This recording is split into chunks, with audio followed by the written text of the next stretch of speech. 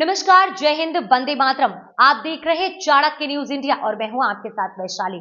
आइए करते हैं इस वक्त की प्रमुख खबरों की शुरुआत। झारखंड में प्रदेश कमेटी के आदेशानुसार पूरे प्रदेश में सरकार के नाकामी के खिलाफ परिवर्तन यात्रा का शुभारंभ किया गया। आगे झारखंड प्रदेश रांची जिला उपाध्यक्ष मनोज कुमार चौधरी ने बताया कि झारखंड सरकार हेमंत सोरेन ने आज 325 करोड़ जनता की आंखों में धूल झोंकने का काम किया है। अब जनता जाग चुकी है। आगामी विधानसभा चुनाव में इसका खामियाजा भुगतना पड़ेगा, और क्योंकि चुनाव के समय जो वादा किए थे धरातल पर कुछ भी काम नहीं हो पाया है। 5 साल गुजर गए हैं। मैं हूं अंसार। अभी इस वक्त मैं दिल्ली पहाड़ पर मौजूद हूं और चाणक्य न्यूज टीवी चैनल पर आपका स्वागत है। और आगे मैं बताना चाहता हूं कि इस वक्त मैं झारखंड रांची अनगढ़ा प्रखंड चिल्दाग पंचायत अंतर्गत में मौजूद हूं और अभी हम मिलते हैं, क्या कुछ कहना चाहते हैं, क्योंकि अभी भारतीय जनता पार्टी का लगातार जो है परिवर्तन यात्रा का शुरुआत जो है हो चुका है और मिलते हैं क्या कुछ कहना चाहते हैं। सबसे पहले अपना नाम बताइए। क्या नाम है सर आपका? मेरा नाम मनोज कुमार चौधरी, भाजपा के जिला उपाध्यक्ष रांची ग्रामीण। अभी जो परिवर्तन यात्रा जो आप लोगों ने जो शुरुआत कर रहा है, तो क्या आज जरूरत पड़ गई जो कि आप लोग जो है पूरे प्रदेश में ये यात्रा का आप लोगों ने संकल्प लिया और आज की चलाने का जो है आप लोगों ने शुरुआत किया, क्या मामला है? पूरी विस्तृत जानकारी आप दें। देखिए, आज भारतीय जनता पार्टी आज 3.5 करोड़ झारखंडियों का दर्द को देखते हुए आज भारतीय जनता पार्टी परिवर्तन संकल्प यात्रा के माध्यम से आज जनता तक पहुंचाने का प्रयास कर रही है। आज सरकार का आज 5 वर्ष पूरे होने को है, लेकिन आज धरातल पे एक भी काम नजर नहीं आ रहा है। ये निश्चित रूप में मैं कह सकता हूं कि भारतीय जनता पार्टी का जो परिवर्तन संकल्प यात्रा है, ये पूरे झारखंड प्रदेश की 81 विधानसभा में ये परिवर्तन संकल्प यात्रा का रथ गुजरेगा। और इस परिवर्तन संकल्प यात्रा में मैं पूरे रांची जिला ग्रामीण में देख रहा हूं, और रांची जिला ग्रामीण में हम सभी लोग का 6 विधानसभा आता है और 6 विधानसभा में कोऑर्डिनेट करने के लिए हम लोग को जिला के 4 पदाधिकारी को इस कार्यक्रम को सफल बनाने में लगाया गया है। और एक एक चीज पर इसको चिंतन करते हुए कार्यक्रम को सफल बनाने में सभी लोग जुटे हैं। और इस संकल्प यात्रा जो 81 विधानसभा में गुजरेगी, इससे साफ एक माहौल दिख रहा है और हमारे झारखंड का एक एक जनताओं का परिवर्तन का लहर दिख रहा है। और 2024 में जो विधानसभा चुनाव होगा, उसमें इंडी गठबंधन की सरकार, जो झारखंड मुक्ति मोर्चा की सरकार और कांग्रेस पार्टी की सरकार और आरजेडी गठबंधन की सरकार चल रही है, इसको जनता ठान चुका है उखाड़ फेंकने के लिए। ये एक एक वोटरों के बीच में हम लोग जा रहे हैं और जब बैठकें हो रही है तो काफी उत्साह देखने को मिल रहा है। और मैं आपको आपके चैनल के माध्यम से निश्चित रूप में कहना चाहता हूं कि सही में जनता की आवाज और जनता का पुकार बता रहा है कि हम सभी झारखंड में कैसे सत्ता परिवर्तन करना है, ये झारखंड का एक एक जनता मन बना चुका है। और ये परिवर्तन संकल्प यात्रा का रथ जो आदरणीय मोदी जी के द्वारा जो आप समझ सकते हैं, आज 3 दिन से लगातार बारिश और इतनी बड़ी बारिश के बावजूद भी आदरणीय देश के नेता और देश के यशस्वी प्रधानमंत्री आज 130 किलोमीटर का दूरी रोड मार्ग से किया।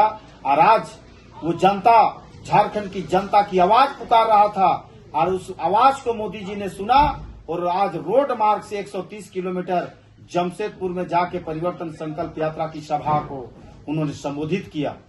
आज आप समझ सकते हैं।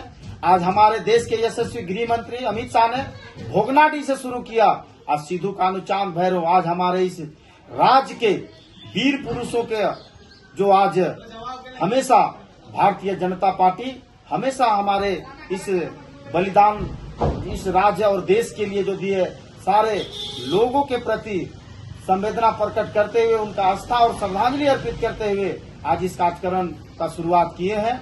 और निश्चित रूप में मैं बताना चाहता हूं कि आने वाला दिन जो चुनाव होने जा रहा है, ये भारतीय जनता पार्टी का प्रचंड बहुमत से सरकार बनेगा और निश्चित रूप में जनता मन बना चुका है और हम सभी लोग एक एक कार्यकर्ताओं में भी इस उत्साह को देखने को मिल रहा है। इसलिए मैं आपको बधाई देता हूं कि आपका चैनल के माध्यम से ये मैं बताना चाहता हूं कि इसी तरह आप हमेशा हमारे साथ, आपको मैं अवगत कराता रहूंगा और झारखंड का जो दिशा और दशा को बदलने का काम जो आज आदरणीय मुख्यमंत्री हेमंत सोरेन जी ने जो कर रखा है, उन्होंने कहा था, मैं आपको थोड़ा सा पुराना इतिहास को भी बताना चाहता हूं। उन्होंने कहा था कि मैं 1 साल में मेरी सरकार बनेगी तो मैं 5 लाख लोगों को रोजगार दूंगा, और रोजगार नहीं दूंगा तो मुझे सत्ता से तुरंत मुझे बदखल कर दीजिएगा। ये चीज उन्होंने कहा था। और अगर मैं रोजगार नहीं दिया तो ये भी बात कहा था कि जो ग्रेजुएशन कंप्लीट रहेगा उनको मैं 5,000 रुपया दूंगा, और जो पोस्ट ग्रेजुएट रहेगा उसको मैं 7,000 रुपया दूंगा। ये बात उन्होंने अपना मैनिफेस्टो में कहा, सरकार बनने के बाद भी इस बात को कहा है। लेकिन आप समझ सकते हैं उनके पास एक बहुत बड़ा एक तुगलकी फरमान आज मुझे देखने को मिला। जो आज जेसीसी का एग्जाम, जो सीजीएल का एग्जाम हो रहा है, आज इंटरनेट की बात है, इंटरनेट को बंद कर दिया गया। क्या इंटरनेट का बंद करने से कितनी बड़ी नुकसान हुई? आज पूरे देश, पूरे राज्य की अर्थव्यवस्था में ये बहुत बड़ा प्रभाव पड़ा। इस चीज को समझने का विषय है। आज किसी को यहाँ पे रोड से जा रहे हैं, टोल गेट है, आज इंटरनेट के माध्यम से, आज टोल गेट के माध्यम से भी वो व्यक्ति के पास अगर नहीं है इंटरनेट तो वो व्यक्ति वहाँ पे लाइन लगना पड़ा और वेट करना पड़ा। उसके साथ साथ आज बैंक में किसी का अगर कोई हॉस्पिटल में उसकी मरीज एडमिट है, उस परिस्थिति में उन्होंने पैसे की व्यवस्था, अगर बैंक का सारी लिंक अगर उनका बंद है तो वो आदमी का क्या हुआ होगा। उसके साथ साथ और आपको बता देना चाहता हूं कि आज अगर बच्चे आ रहे हैं एग्जाम देने के लिए, अगर किसी कारणवश उसके गाड़ी में डीजल या पेट्रोल नहीं है, उसका फ्यूल खत्म हो गया है, अगर उसके पास कैश नहीं है तो उस परिस्थिति में उन्होंने क्या किया होगा उसको आप समझ सकते हैं। उसके साथ साथ मैं ये भी बताना चाहता हूं कि आप समझ सकते हैं ये सरकार का तुगलकी फरमान है और ये 100% आज इससे पहले भी सरकार का हमेशा क्वेश्चन लीक होने का मामला आया है। कहीं न कहीं वो अगर चाहता तो जिस एग्जाम सेंटर में जैमर लगा देता, कैमरा लगा देता, मोबाइल जो एग्जाम लिखने आया उस बच्चे का एग्जाम मोबाइल को बाहर रख लेता। ये प्रशासन की व्यवस्था थी। आज कैसे वैसा में किसी तरह का एग्जाम में कोई परेशानी होगा किसी को, लेकिन ये चीज उन्होंने नहीं किया और इंटरनेट को बंद करने का काम किया। ये कहीं न कहीं हमारा ये सरकार का कोई पॉलिसी साफ दिख रहा है। ये संकेत आ रहा है कि कहीं न कहीं ये नौकरी ये सेट हो चुका है, हो सकता है, मैं कह सकता हूं इसलिए क्योंकि इंटरनेट बंद होने से ये साफ पता चलता है कि ये नौकरी पहले से सेट है, सिर्फ औपचारिक अपना एग्जाम ले रहा है। मैं 100% कह सकता हूं इस बात को। जैसा कि आपने आरोप लगाया कि झारखंड के मुख्यमंत्री माननीय, जो कि आपने चुनाव प्रचार में अपने मैनिफेस्टो में कहा था कि मैं रोजगार दूंगा और अगर रोजगार नहीं दूंगा तो मैं भत्ता दूंगा, इन सब बातों के लेकर आज जो है कि वो सत्ता पर बैठ गए, ये आपने आरोप लगाया। तो आज हम ये कहना चाह रहे हैं कि झारखंड में जो मुख्यमंत्री हैं वो जो मैया सम्मान योजना देकर पूरे जनता को लुभाने का काम कर रहे हैं, इस पर आप क्या कहना चाहेंगे? देखिए, बिल्कुल मैया सम्मान योजना अगर उनको देना ही था तो जब वो सरकार में आए 2019 का इलेक्शन में जब उन्होंने सरकार में आए तो क्या उस समय उनको समझ में नहीं आया कि हम मैया को सम्मान देना चाहिए? उस समय उनको देना चाहिए था। फर्स्ट में ही जब सरकार बनी तो उनको घोषणा करके वो 1,000 रुपया जो अपना मैया सम्मान योजना में देने का काम कर रहे हैं वो जब देना ही था तो हम जब सरकार में बैठे तो उस समय ही देते। जब अंतिम हमारे पास 1 से 2 महीना चुनाव का समय बचा हुआ, उस समय हम मैया सम्मान योजना दे के हम जनता को बेवकूफ बनाने का काम कर रहे हैं। ये साफ पता चलता है, जनता समझ चुका है, जनता जाग चुका है, इस चीज को समझ रहा है जनता। इसलिए आपको जनता समझ उसी समय बता देगा कि मैया का सम्मान है कि आपको क्या सम्मान प्राप्त होने वाला है। आप तो रोजगार छीनने वाला में है, आप रोजगार देने वालों में नहीं है। तो जैसा कि आपने कहा कि आज जो एग्जाम हो रहा है सीजीएल का, उसमें जो नेट बंद कर दिया गया और विभिन्न तरह की समस्याएं उत्पन्न हो चुकी है, तो आप इस पर क्या कहना चाहेंगे? ये आप हो सकता है कि प्रशासनिक कोई मामला हो या किसी तरह की समस्या उत्पन्न ना हो, इसको लेकर भी ये नेट बंद किया जा सकता है, इस पर आप क्या कहेंगे? देखिए, इसमें आप समझ सकते हैं, दुनिया डिजिटल के मामले में भारत सबसे नंबर 1 देश में गिनती आता है।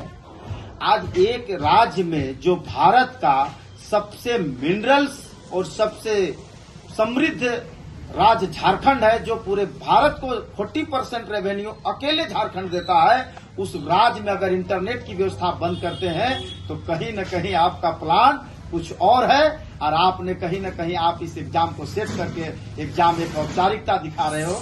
मैं इस चीज को कह सकता हूँ।